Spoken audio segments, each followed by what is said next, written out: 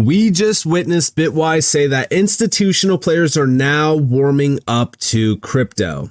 And yeah, it is happening.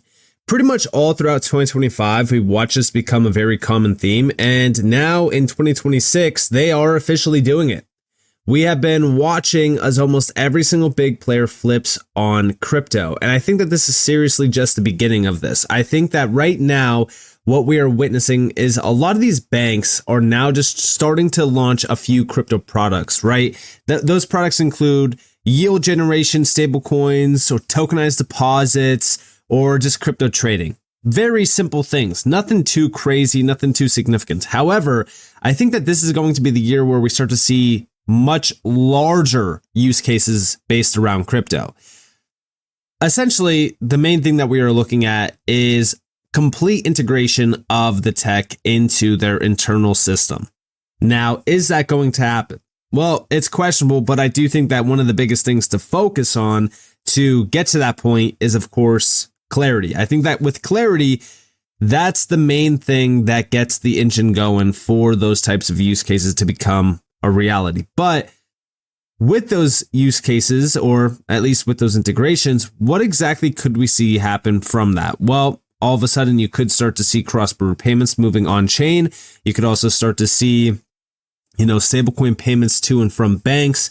You could also start to see even digital wallets becoming tapped in a big way through the banking apps. I mean, the question here isn't, what types of use cases can we see, but what types of use cases can't we see centered around crypto? Because we are, at this point, witnessing TradFi and DeFi converging in real time.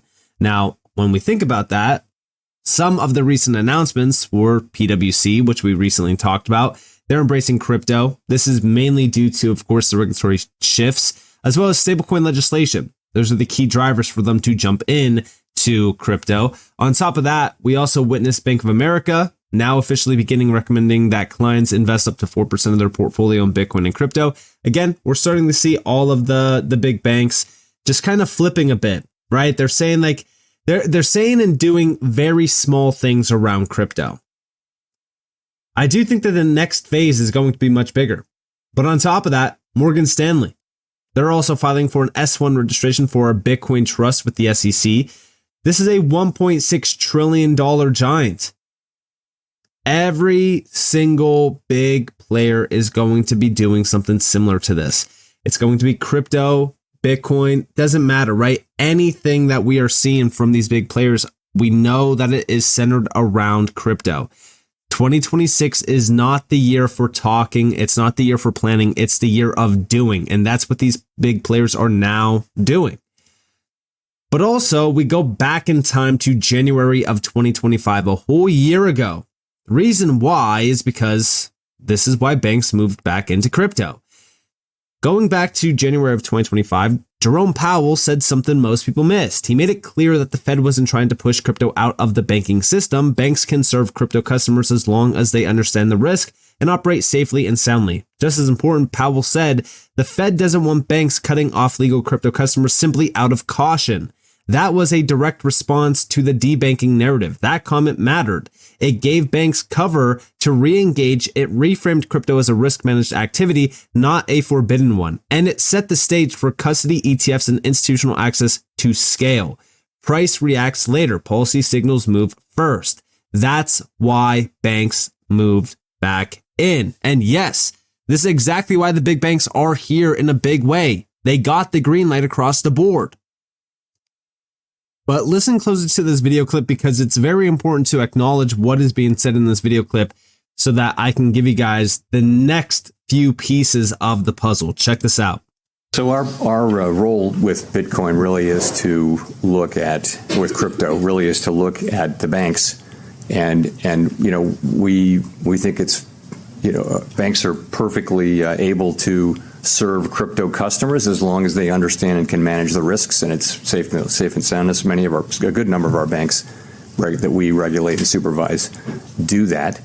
The threshold has been a little higher for banks engaging in crypto activities, and that's because they're so new. And we don't want to make the mistake. If you're making a choice to conduct that activity inside a bank, which is inside the federal safety net, with deposit insurance, then you want to be pretty sure that it's a safe and sound activity. So, we're not against innovation, and we certainly don't want to take actions that would cause banks to terminate customers who are perfectly legal. So this was essentially the death of the original Operation Choke Point 2.0, which was in place to, number one, debank any big banks that were serving crypto customers.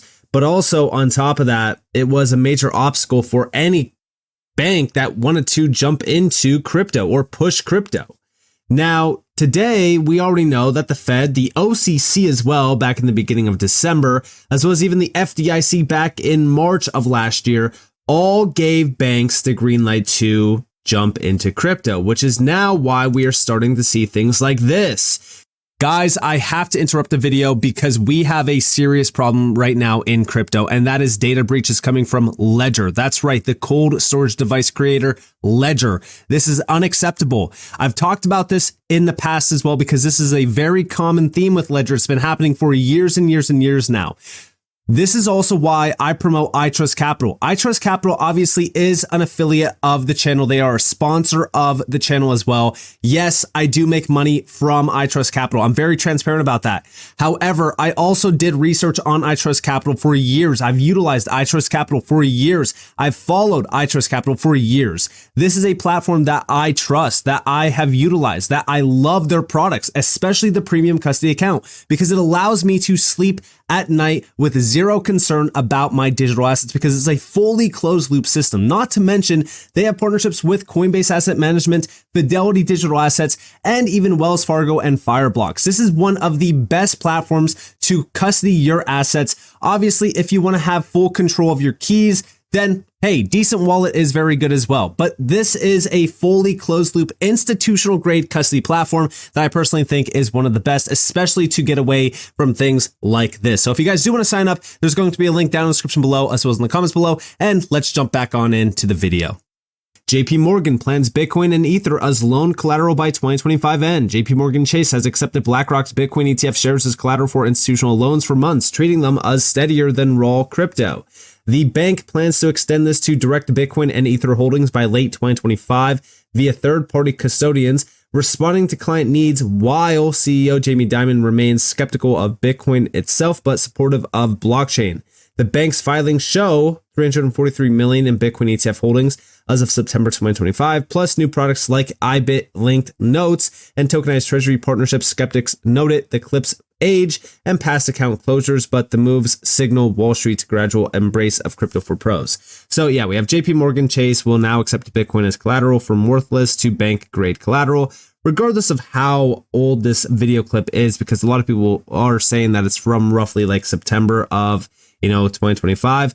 I still think that it's good to note that almost every single big bank is going to do something very similar to this. Now, I would not be taking a loan as collateral against my crypto holdings just for reference, but this is still a thing that they're starting to push. Check it out.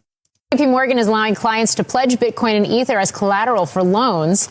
Leslie Picker is joining us now with details. Hi, Leslie. Hey, Morgan. Yeah, in chatting with sources familiar with the matter, I'm told it's still early days. And for now, the concept is limited to the firm's trading business. JP Morgan's trading business has, for a few months now, accepted IBIT, the ETF, as a form of collateral, which it sees as less volatile as the underlying currency. However, I'm told that certain hedge fund managers and asset managers are demanding more of these types of crypto services. Although, again, I'm told that offering Bitcoin and Ether as collateral for trading is not imminent at the firm.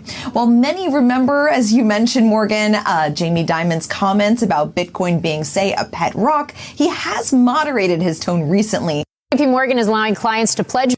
And yeah, they all have to, change their tune because they know that crypto is now the future, that it's not going away, that in fact, it's only getting larger.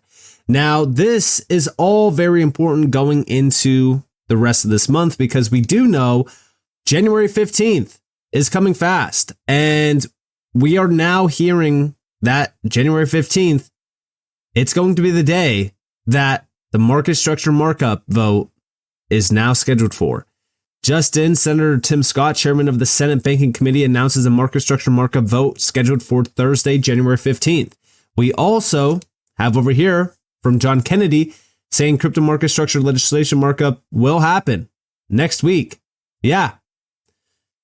The important thing about all of this, okay, that we are focused on is that all of the big banks are now starting to show that they are here, that they are prepared for crypto in a big way. And if we're thinking about that, imagine what happens when we have market structure in place. We have over here the U.S. Senate to vote on crypto market structure on January 15th. The U.S. Senate will vote in 9 days on the crypto market structure bill.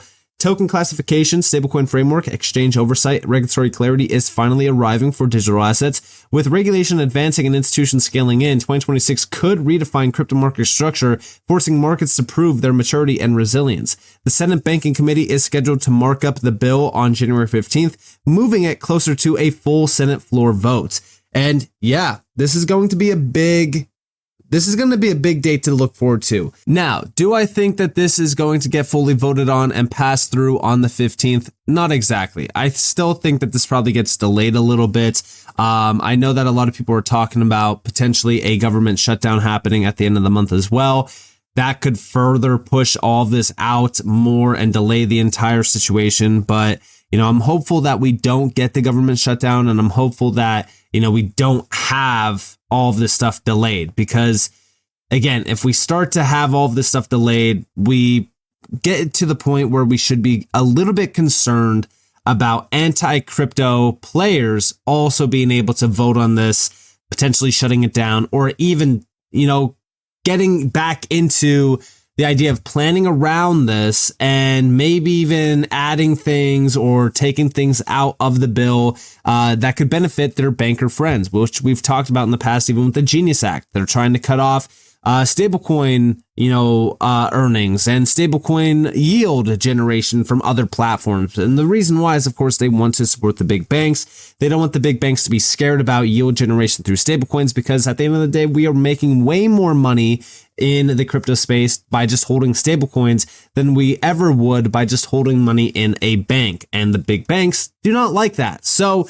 I'm hopeful that we can get this fully passed through on the 15th and, pretty much avoid any of those major concerns, because again, you never know with the government. We always talked about it in the past as well with, the SEC cracking down on crypto, trying to, crack down on DeFi as well and try to kill DeFi.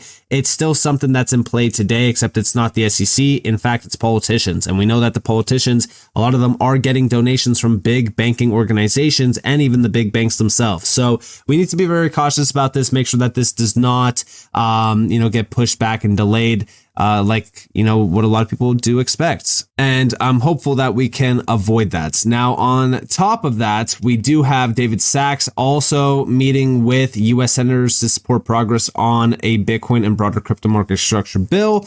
We did see over here from Milk Road, David Sachs pushing market structure legislation is tied to what happens next. Senators have picked January 15th for a markup of the Clarity Act in the Senate Banking Committee. This is the formal process. It's the stage where committee members review the bill and vote on whether to advance it to a full Senate vote. If it moves forward, then let's hope it's before the mid-February Senate recess, or progress will be delayed. And yeah, this is exactly what we want to avoid, is any sort of delay with this. This bill would apply to most digital assets. Clearer oversight would make it easier for institutions to operate within U.S. markets. All eyes are on the 15th. And yeah, I think everyone should be, watching closely to see what happens with this, especially if you, want to start to see mass institutional adoption of the space. Remember what I've always said with institutional adoption. With institutional adoption becomes, the idea of mainstream adoption coming from retail.